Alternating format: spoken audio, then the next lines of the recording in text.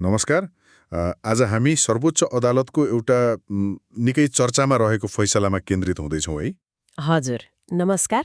यो फैसला रवि लामिछाने र उहाँ जोडिएको त्यो सहकारी अनियमितताको मामिलाबारे हो। हो, खासमा सर्वोच्चले चाहिँ रवि लामिछानेलाई थुनामै राख्ने जुन उच्च अदालतको आदेश थियो त्यसलाई सदर गरेको छ। हो त। अब यसको आधार के हो त? मतलब अदालतले के कस्ता प्रमाणहरू हेरेर यो निर्णय निकाल्यो, आज त्यसमै अलि गहिरेर हेरौँ न। लामिछानेको एउटा मुख्य दावी थियो नि, उहाँ त्यो गोर्खा मिडिया नेटवर्कमा प्रबन्धन निर्देशक नियुक्त हुनुभन्दा अगाडि कम्पनीको कुनै आर्थिक कारोबारमा संलग्न थिएन भन्ने। सर्वोच्चले त्यसलाई कसरी लियो? त्यसमा अदालतले के भन्यो भने उहाँको औपचारिक नियुक्ति त 2077 पुस 30मा भएको देखिन्छ। तर त्योभन्दा अगाडि नै 2077कै कार्तिक 2 गते उहाँ कार्यकारी निर्देशकको रूपमा सञ्चालक समिति बैठकमा उपस्थित भएको प्रमाण छ। कार्तिक 2 मै? त्यो त नियुक्तिभन्दा झन्डै 3 महिना अगाडि भयो। त्यो बैठकको केही खास महत्त्व थियो कि? थियो।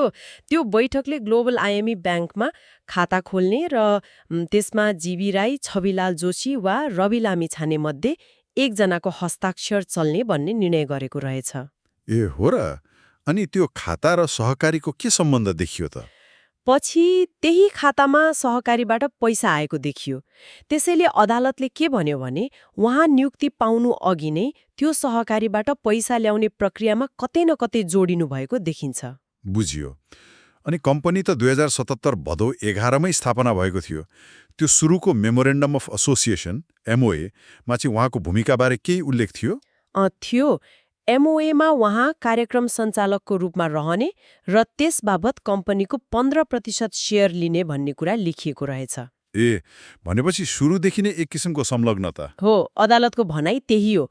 यसले पनि कम्पनी स्थापनादेखि नै उहाँको संलग्नता र आर्थिक स्वार्थ पनि देखायो, औपचारिक पद नहुँदै पनि। ठिक छ। त्यसो भए उहाँको त्यो औपचारिक कार्यकाल मानिएको 2077 कार्तिक 2 देखि 2079 असार 1 सम्म त्यो बेलाको आर्थिक कारोबारलाई चाहिँ अदालतले कसरी हेर्यो?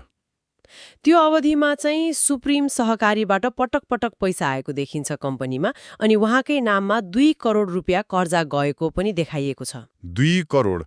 तर उहाँले बयानमा त मलाई सहकारी कारोबारबारे थाहा छैन भन्नुभएको थियो भन्ने सुनिएको थियो नि। हो, उहाँले बयानमा त्यसो भन्नुभएको थियो, तर अदालतले एउटा प्रमाण देखायो जसले त्यो भनाइलाई अलिक कमजोर बनाइदियो। के प्रमाण रहेछ त्यो? उहाँ आफैले त्यही सहकारीलाई 40,92,000 रुपियाँको चेक काटेर भुक्तानी दिएको एउटा निस्सा त्यो फाइलमा भेटिएछ। उहाँ आफैले भुक्तानी गरेको चेक? हजुर। अदालतको तर्क के छ भने यसले त उहाँलाई कारोबारबारे जानकारी थियो नि, होइन र? साँच्चै त्यो चेकले त बयानमाथि प्रश्न उठायो। अनि त्यो शेयरको कुरा नि, उहाँले त 15% शेयर सित्तैमा पाएको भन्नुभएको थियो। हो, दाबी त्यही थियो। तर अदालतले उहाँले भर्नुभएको लगानी स्रोत फारमलाई हेरेको छ। त्यो फारममा के थियो? त्यसमा उहाँले 1 करोड 80 लाख रुपियाँ बराबरको शेयर लगानी गर्दा त्यसको स्रोत अन्य व्यवसायको आम्दानी, ऋण सापटी र पैतृक सम्पत्तिबाट जुटाएको भनेर लेख्नु भएको रहेछ। भनेपछि सित्तैमा पाएको भन्ने कुरासँग त बाजियो नि यो त। हो, अदालतले त्यही भन्यो। यसले त्यो सित्तैमा पाएको भन्ने दाबीलाई खण्डन गर्यो। अनि अर्को कुरा, त्यो लगानीको स्रोत के होला त? खै, अदालतले केही संकेत गर्यो? अदालतले के इसारा गरेको छ भने त्यो लगानी सम्भवतः त्यही सहकारीबाट लिएको 2 करोड कर्जाबाट भएको हुन सक्छ। त्यो सहकारीको कर्जाबाटै शेयर किनेको हुन सक्ने? हजुर। अनि महत्त्वपूर्ण कुरा के छ भने त्यो कर्जा लिँदा जुन सहकारी ऐन, नियम या संस्थाको आफ्नै विनियमावली हुन्छ नि, त्यो प्रक्रिया पूरा नगरेको पनि देखिन्छ भन्ने अदालतको भनाइ छ पहिलो नजरमा। बुझ्यो। अर्को कुरा, उहाँले 2079 असार 1 मा कम्पनी छाडेको भन्नुभयो। त्यसपछि पनि उहाँको संलग्नता देखियो कि देखिएन?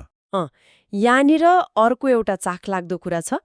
अदालतले के फेला पारेछ भने उहाँले कम्पनी छाडेको भनेको मिति पछि पनि कम्पनीको खाता सञ्चालकको रूपमा चेकमा हस्ताक्षर गरेको भेटियो।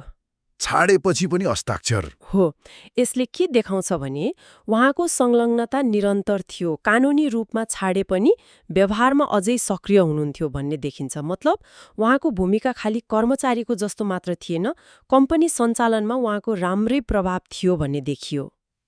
अरू सहअभियुक्तहरूको बयानले पनि केही फरक पार्यो कि? पार्यो। जस्तो पूर्व अध्यक्ष ओम प्रकाश गुरुङ अनि कुमार रम्तेल जस्ता अरू सहअभियुक्तहरूले चाहिँ लामिछानेले विभिन्न सहकारीबाट पैसा ल्याएर यो कम्पनी खडा गरेको हो भनेर बयान दिएका रहेछन्।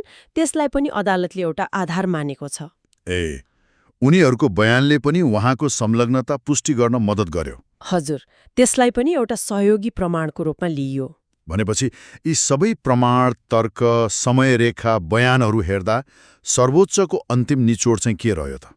सर्वोच्चले के भन्यो भने तत्काल प्राप्त प्रमाणबाट रवि लामिछाने कसुरदार रहेनछन् भनी विश्वास गर्ने मुनासिब आधार देखिएन। अर्थात् अहिले जे जति प्रमाण छ त्यसले उहाँ निर्दोष हुनुहुन्छ भनेर ढुक्क हुने अवस्था छैन भन्ने भयो। हो, ठ्याक्कै त्यही हो। त्यसैले उच्च अदालत तुलसीपुर बुटवल इजलासले उहाँलाई पूर्वपक्षका लागि थुनामा राख्ने, मतलब मुद्दाको छिनोफानो नहुँदासम्म हिरासतमा राख्ने भनेर जुन आदेश दिएको थियो त्यसैलाई सदर गर्यो। आदेशमा पनि त्यो कुरा प्रष्टै लेखिएको छ है। पछि प्रमाण बुझ्दै जाँदा ठहरे बमोजिम हुने गरी पूर्वपक्षका लागि थुनामा राखी मुद्दाको कारबाही र किनारा गर्ने गरी भएको आदेश बेरितको नदेखिँदा बदर गरिरहनु परेन। हजुर, एकदम स्पष्ट छ। अब मुद्दाको विस्तृत सुनवाई हुन्छ र अन्तिम फैसला कानून अनुसार नै हुनेछ। यो फैसलाले एउटा महत्त्वपूर्ण प्रश्न पनि उठाएको छ जस्तो लाग्यो मलाई। कुनै व्यक्ति औपचारिक पदमा आउनु अघिको उसको भूमिका, त्यो बेला गरेको निर्णयले पछि उसको कानूनी दायित्वमा कस्तो असर पार्छ भन्ने कुरा हो त। यो निकै गम्भीर प्रश्न हो। यो फैसलाले भविष्यमा यस्तै खालका अरू मुद्दाहरूलाई पनि एउटा मार्गदर्शन दिन सक्छ। औपचारिक नियुक्ति अघिको संलग्नता कति महत्त्वपूर्ण हुन्छ भन्ने कुरा यसले देखाएको छ।